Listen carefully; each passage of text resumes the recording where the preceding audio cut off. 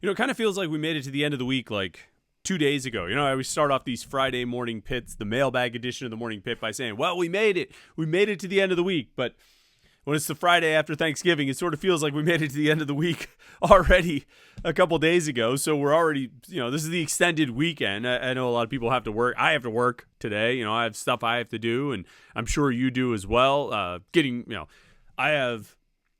we do preview content to get ready for Pitt, Ohio State later today. We've got some stuff to get ready for Pitt, Boston College tomorrow. It's a big Pitt sports weekend with basketball today and football tomorrow. But for a lot of people, it still feels like, even if you have to work today, it feels like this kind of in-between sort of day. That's kind of, it's work, but, how hard are people working? I think a lot of people take Black Friday off.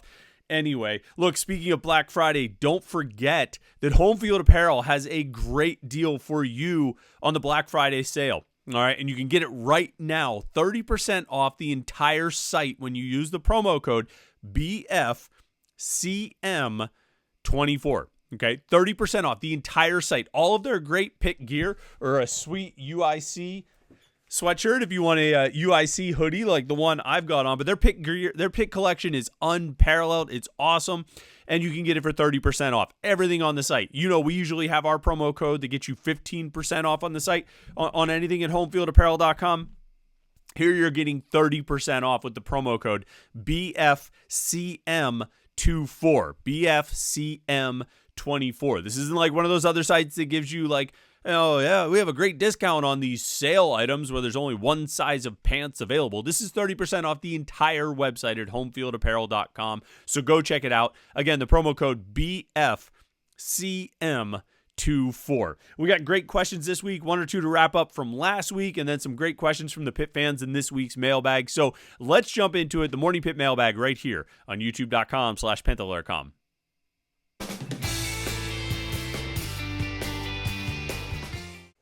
It's the, maybe dumbest, most cliched thing I can say, but I can't believe it's the end of November. I can't believe today's the 29th.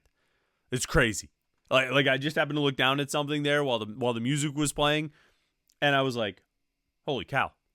It's November 29th already. There's a lot of stuff I got to get done by the end of the month. Oh, man. I can't believe how time is flying by. Look, what we do every Friday, we take questions from the Pitt fans at Panther-Lair.com on our Between Fifth and Forbes message board. Ask questions about Pitt football, basketball, recruiting, anything else on their mind. And you do it every Tuesday or so. We put up a thread asking for questions. Pitt fans come through with lots of great questions every week. And then we answer them here on the Friday edition of the Morning Pit on youtube.com/Panther-Lair.com. Do me a favor, make sure you like this video and subscribe to youtube.com/Panther-Lair.com. That way you won't miss any of our exclusive Pitt video content. These daily Morning Pit videos, our weekly live stream that we do every Wednesday night at 8:30, or our post-game shows, which we will have a post-game show after the Boston College game tomorrow. Last year, after the regular season finale at Duke, the final football game of the season, since Pitt didn't make a bowl game, I think we were live for like something close to like 3 hours. I think it was about 3 hours. It was a marathon show. It might have been 2. I think it was like 3. I don't know if we're going to go 3 hours tomorrow after the Boston College game, but if we need to, we will. I'm feeling better. This whatever cold I had over the last couple of weeks has finally started to dissipate, so I think I'll be feeling great tomorrow. And because that was part of the last couple of weeks, I was like, I'm dying. I can't breathe. I need to stand up from here and blow my nose for 30 minutes. But that's not going to be the case tomorrow. So we'll be live after the Boston College game right here at youtube.com/Panther-Lair.com. Hopefully you can tune in for that because those are always fun. All right, one question left over from last week I wanted to start off with. Zenmeister1992 says, or said, as it were, with the season coming to an end and the results of the season at this point only meaning so much anymore, I naturally start looking at the future. What are position groups other than the offensive line that you think we will need to address in the portal? And are there any players currently on the roster that you've heard rumblings about in regards to looking to transfer that could impact the on-field product next season? There's a couple parts to that question. Let me start with the very first part, Zenmeister, where you said results of the season at this point only meaning so much anymore. It's funny, like I think the Tuesday edition of the Morning Pit, It was 5 keys to, what 5 things Pitt needs to do to get a crucial win. And I said, Pitt's got a big game coming up at Boston College on Saturday. And there were a few replies, particularly on social media, asking, how big of a game is it really? Is it really that big of a game? What difference does it make? It's the difference between going to the Pinstripe Bowl and the Military Bowl or something like that. And you're right in that sense. In the grand scheme of things, it's not going to change anything, whether they go 7-5 or 8-4. That said, I think it's absolutely huge. I think it's a huge game because if you win tomorrow, you break the losing streak. You finish on probably not a high note, but a more positive note than if you lose, and you still have a chance to get to 9 wins. And I think 9 is a significant number. We've mentioned it a number of times that Pitt has a chance here to win 9 or more games in 3 out of the last 4 seasons. And they haven't had that kind of sustained success, however you want to carve it up. And, we can talk a lot about what the success looked like in 2022 and what it looks like this year. But they haven't won 9+ games in 3 out of 4 seasons since the early 1980s. So, that's still hanging out there. A lot of the things that were hanging out there, a lot of the, potential rewards for this team are, have gone off the table. There are very few that are left, but that one is still there. And I also feel like there's a pretty big difference between 8-4 and 7-5. I think if you go down the list of like the various records you can have, like where are there great separations? Where does it feel very different? How different does 5-7 feel from 6-6? I would say not much. And I would say 7-5 doesn't feel that much different from 6-6. To be honest, if you go record by record, there's obviously, I think there's a space between 8-4 and 9-3, but I think the gap might be even more significant between 7-5 and 8-4, particularly because it sets you up with an opportunity. 8-4 sets you up with an opportunity to go 9-4, and I think there is a big gap between 9-4 and 8-5. Am I splitting hairs here and getting way too deep on semantics? And probably to some extent, but I think when you think about it perceptionally or perception-wise, I don't know if perceptionally is a word, I might have just made that up, but I think about, when you think about it perception-wise, 9-4 looks a lot different from 8-5. When you think about 2022 versus 2019, right? Both seasons, they ended with a win, so they won the bowl game, so you don't have that factor kind of contributing. But one was a 9-4 season, one was an 8-5 season. Which one do you reflect on more fondly? And details of the season are relevant, but I think 9-4 feels a lot better than 8-5. Seems a lot better than 8-5. More than just a 1-win difference or a 1-loss difference. It seems like there's a gap there, a significant gap between 8-5 and 9-4. So I do think there are things to play for here. I think the results the rest of the way are relevant. Now, to the more important part of your question, Zenmeister, what position groups other than offensive line do I think Pitt will need to address in the portal? I think offensive line is number one. It's 1A and it's 1B, and it might even be 1C. I think offensive line is right at the top of the list for this team and for Alliance 412 for the coaches heading into the portal season. I think getting a pass rusher is pretty important too. They really only lose Nate Matlack. They might lose Nate Temple. He might come back. I don't know what's going to happen there. But I think, we've seen this year, they added 3 transfer portal defensive ends this offseason, this past offseason. And I think that has demonstrated pretty clearly how important it is to get an impact defensive end. They need to shop above the level of Nate Matlack, Chief Borders, and David Ojebwe. And that's no knock on those guys. Nate Matlack, I think, is a really nice kid. I think he's been close. I think maybe a couple more years playing in this defensive scheme, maybe he really could blossom. Maybe Chief Borders will, and maybe David Ojebwe will. But you need guys who are going to help you, right away, who are going to step in and make some big-time plays for you. I think Sincere Edwards coming back is a really nice piece. I think Jimmy Scott has shown some potential. But you need an impact player rushing off the edge out of the transfer portal. And so I would put that right up there. Like 1A, 1B, 1C, and 1D is some combination of offensive linemen and a defensive end. And I think those are the biggest priorities. Now, there's a lot of things you can add, a lot of pieces you can add. I mean, the transfer portal, shopping window, there are needs and there are, wants. Or luxury items, I guess. And I wouldn't necessarily call like a playmaking wide receiver a luxury item, but I don't think it's as dire as offensive linemen and defensive ends. So like those are the positions where they absolutely need to upgrade in order to give themselves a better chance next season. I think they could also stand to upgrade at wide receiver. They could bring in a playmaking wide receiver. They're looking at tight end as a possibility. We've seen them offer the D2 kid that everybody in the country seems to have offered. It's not everybody, but it feels like everybody. I think you're going to graduate 2 safeties in Donovan McMillan and PJ O'Brien. Maybe you'd like to bring in another guy there to shore up that position group. You've obviously got some really good linebackers coming back, but maybe another guy to sort of, firm up the depth there. I think there are a lot of different ways they could go where I wouldn't be surprised to see them use 5 or 6 scholarships on some of these spots. But the priorities at the top, if they're going to bring in 10 transfers or 12 transfers or something like that, 4 of them have to be offensive linemen and a defensive end. Maybe plural defensive ends. But I think at least 4 spots have to go to those positions. So it really is the priority. Everything else is sort of, who are some of the best players available? I don't know if there are any spots that they would just have no interest in looking at whatsoever. Maybe quarterback. Maybe defensive tackle.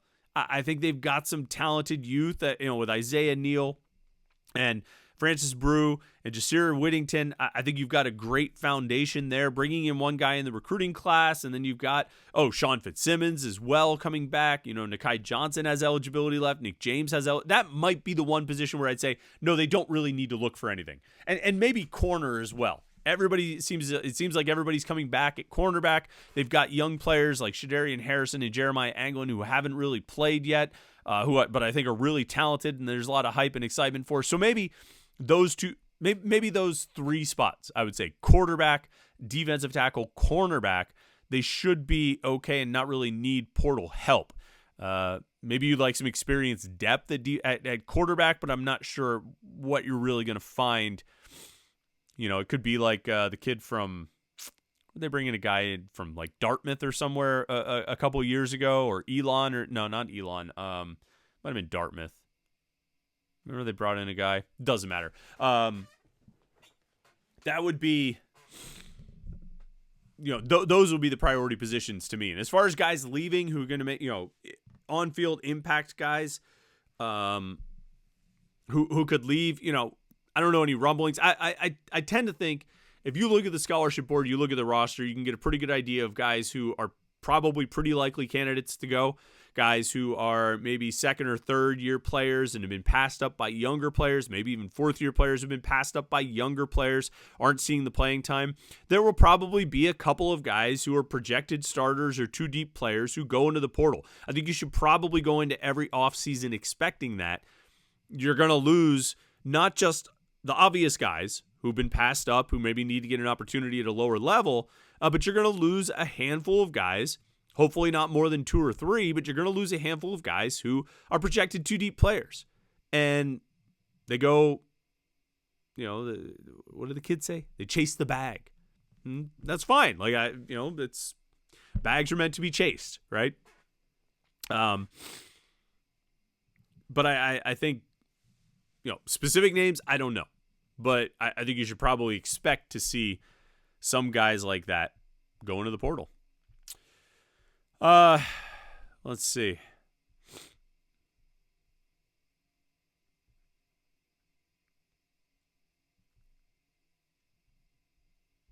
Devil Dog 444 has a question in this week's mailbag. Says, with signing day only 2 days after Black Monday for college coaches, are there any players that are currently committed to West Virginia or similar type places where Pitt might be able to pick up some surprise commitments late based on relationships? Any Pitt connections on recruits at places like FAU that have already fired their coach? I I haven't seen that develop. I'm sure the coaches are sort of working the phone lines. North Carolina would be a school that maybe Pitt tends to overlap with in a decent amount of recruits. Pitt tends to get guys who have offers from North Carolina. North Carolina tends to get guys that have offers from Pitt.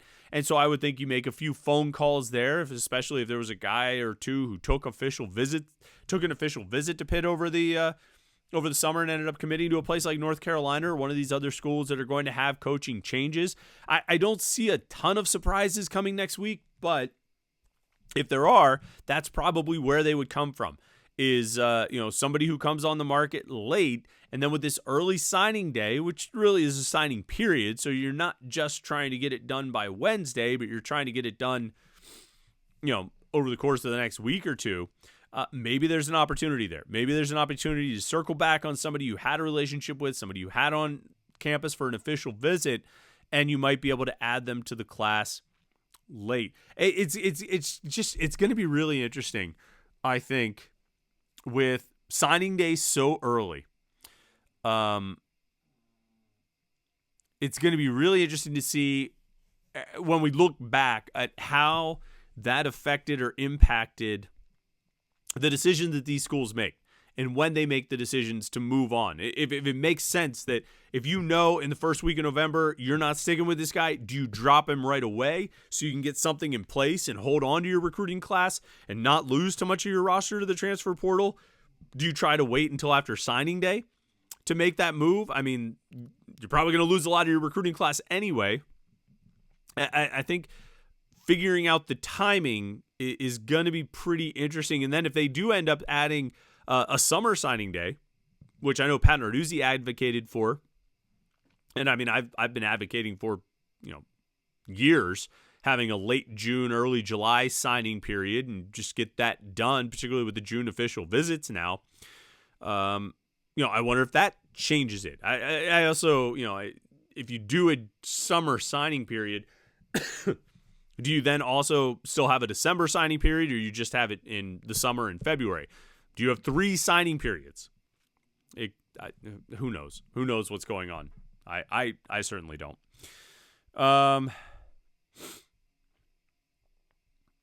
Smenges says this defense is relatively young. If Pitt gets Kyle Lewis and nearly all the starters and key reserves back for 2025, do you think that could be Pat Narduzzi's best defense?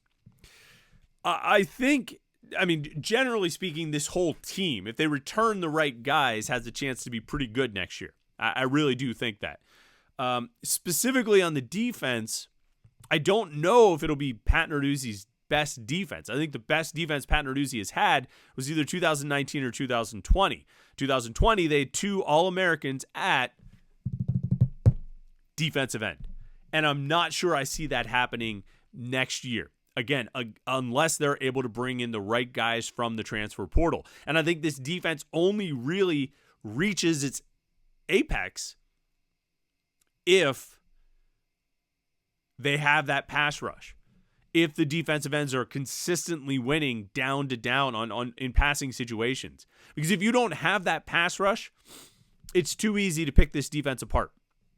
It's too easy. And we know that. We've seen that year after year after year. I mean, that has been the one constant with Pat Narduzzi's defense over the course of his 10 years at Pitt has been, it all works great if you can get pressure on the quarterback. And if you can't, the coverage creates a lot of openings and opportunities. If there's a good quarterback with solid protection, he's going to pick you apart. Even if there's just an okay quarterback with solid protection, he can probably pick you apart because there are going to be all these one-on-one matchups outside, corners on an island without a lot of safety help because there's just not much to do because they're so aggressive in how they attack. But if it doesn't get home, you see the kind of plays they can make. Like they blitz on 3rd and long. Well, that's great if you get there, but if you don't get there, there's going to be somebody open. And we've seen plenty of quarterbacks this year take advantage of it, but it's not just this year. It's been for the last 10 years. So in order for this defense or any defense to be Pat Narduzzi's best defense, it's really about the pass rush, and it's about the defensive ends, and it's about getting home with the pass rush. So could it be Narduzzi's best defense? I mean, I have to, TBD that one. while we wait to see what happens with the defensive ends in the pass, the pass rushers. Because if you don't improve there, then no. And no matter how good your back seven is, and I think it could be really good. I obviously very high on the linebackers. I think Cruz Brookins and Jesse Anderson are going to do a good job, and on the back end at safety, Javon McIntyre. I think it'll be a good group. I think the corners will be good. They'll get better from where they were this year, and I think they've been fine this year. I think they'll be good next year. But all of it hinges on whether or not you can get a push up front. And if they can't get any more push up front than they got this year, then no, it's not going to be Narduzzi's best defense. Now, looking ahead, if you can keep Sincere Edwards and Francis Brew and Jasir Whittington all together, Sean Fitzsimmons, 2026 could be a year where the pass rush is really dominant. And next year could be one of those years with just those guys, Edwards, Brew, Whittington, and Fitzsimmons, where you start getting more consistency and more impact up front. Maybe not what you need in order to have Narduzzi's best defense, but you get more push up front from those guys when Whittington, Brew and Edwards are in their second year. Fitzsimmons will be a redshirt junior. Nick James, I keep leaving him out, but I think he's going to be pretty good. There's a chance next year, but I think, again, it comes back to what I said when we talked about portal targets, position-wise. You got to be able to get a pass rush with the defensive ends. Let's see. Get one or two more. Jay Lazinger says, I asked this earlier in the year, who would you put on this football team from last year's squad? I'm wondering if, seeing how the season played out, were we both wrong and should have picked Matt Gonsalves? Well, I forget what we picked back then. Who asked this? Lazinger? Jay Lazinger. I forget who we picked, but I mean, yeah, Gonsalves would help a lot. Gonsalves either to play guard or to, shift Ryan Baer inside to guard, creates more depth on the offensive line. Yeah, I would say he would have a pretty big impact on this group. I'm not sure. I would have to think a little bit to think if there's anybody else that I would say, yeah, you should, Sam Okunlola, I guess, comes to mind as a potential pass rusher. Obviously went out to Colorado. I haven't actually checked in on him in a while. Let me check what his stats on Pro Football Focus look like for this season. He's got 22 pressures, which is fine. Not a ton, but I mean, I think he would help as well. But yeah, Gonsalves is as good an option as any, particularly if he stays healthy. He gives you more depth, he gives you more talent, he gives you more experience, and he makes your offensive line better overall, which, I agree, has become pretty important. All right, last one, Pitt Poker. I'm giving you the floor. If Pitt loses out, will Pat Narduzzi definitely be back in 2025? And if so, will he be coaching for his job next season? So I never say definitely anything. There's nothing I'm 100% convinced of at all, ever. I've been 100% convinced about things in the past, and they have not come to fruition. So I can't say definitely, but about as close to definitely as I could possibly manage. Yeah, he'll be back next year. If they lose out, will he be coaching for his job next year? I don't know. I don't know if they would pony up the money for a buyout. I don't know if they should pony up the money for the buyout, for a buyout at that point. I said this about Jeff Capel 2 years ago when everybody wanted to fire him and Pitt wouldn't fire him because they couldn't afford the buyout. I said, look, whatever you think about the job Capel has done, whatever you think about the prospects of him turning around, which he ultimately did, it just doesn't make any sense why Pitt would put up that amount of money to buy him out. There are better uses for that money than buying out the coach. I mean, it's a gamble. It's a bet. You're placing a bet for, 8 figures.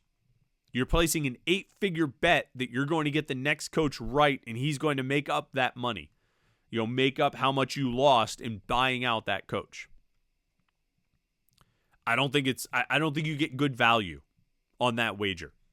I really don't. I think you have a better chance of giving the coach who's found success at points over the course of his tenure giving him a chance to continue building the program and building what he's been building for the last 10 years.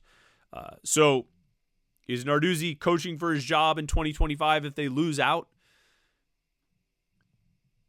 I don't know, but I would guess not. But hey, why would we predict that they're going to lose out? Yesterday was Thanksgiving, man. You know, get in the holiday spirit. Where's the fun in predicting a loss? Really? Like, predictions ultimately are useless exercises, right? We have no idea. Like, if you made a prediction on the Pitt-Wisconsin game, right, and you predicted Wisconsin was going to win, you might have predicted it for this reason or that reason, but you certainly didn't predict it, assuming Damian Dunn would suffer an injury and only play 2 minutes and that the team would deal with foul trouble throughout the game. If that's what you predicted, then your prediction actually had, like, some merit. But, if you predicted Clemson to beat Pitt, well, there's probably a lot of reasons why that would happen, but it ultimately came down to not being able to tackle Cade Klubnik on a 50-yard scramble. Now, if you predicted that Cade Klubnik would score a 50-yard scramble, more power to you. If you predicted Pitt would beat Clemson, I guess you assumed that they would make the tackle on Cade Klubnik. My point is, none of us has any idea what's going to happen in a game. We can think we do. We can make educated guesses, but games go weird ways. Weird things happen. A ball can be in the hoop and rim out. A football has 2-pointed ends. How are you going to predict anything when a ball has 2-pointed ends? It bounces every which weird way. So we make predictions because that's what we do, but we ultimately know that we have no idea what's going to happen. None. Unless you're like, Robert De Niro in Casino, and I'm not, and I don't think you are either. So we might as well just predict they're going to win, because what's the fun in predicting a loss? What's the fun in sitting back and saying they're just going to lose out? They're going to lose out. I know they're going to lose out. I'm sure everybody, well, I shouldn't say everybody. Pitt Poker, you asked this question. I'm sure there were plenty of predictions after the Western Michigan game in 2021 that Pitt would lose out, and obviously they didn't. Where's the fun in predicting a loss? So in the spirit of Thanksgiving, let's predict that Pitt wins tomorrow. Let's predict that they win at Boston College to go 8-4 in the regular season, and then they beat Michigan in the Pinstripe Bowl. Right? 9-4. Isn't that more fun than predicting a loss or expecting a loss or sitting around talking about how they're going to lose out? Instead of talking about whether Pat Narduzzi is going to be out of a job if he loses out or coaching on the hot seat next year, let's talk about how a 9-4 finish in the third 9+ win season in the last 4 years affects the trajectory of the program. Isn't that more fun? Wouldn't you enjoy that more?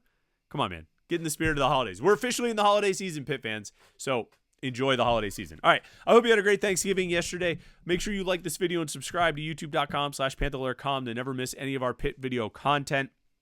Have a great weekend. Don't forget, we will be live after the Boston College game tomorrow, so make sure you subscribe and turn on notifications so you get an alert whenever we go live. We'll go live pretty much as soon as the game ends, and we'll talk as long as we need to about the Boston College game, the regular season, and what's next for this football program. And if it's really, really bad, we'll talk about what the Pitt-Ohio State game today looks like. So we'll have plenty to talk about, so make sure you tune in for that after the Boston College game tomorrow. All right, like and subscribe. Check out the site, Panther-Lair.com. Have a great rest of your Friday. Enjoy the Pitt-Ohio State game today. Enjoy Pitt-Boston College tomorrow. And we'll catch up with you after the game right here at youtube.com/Panther-Lair.com.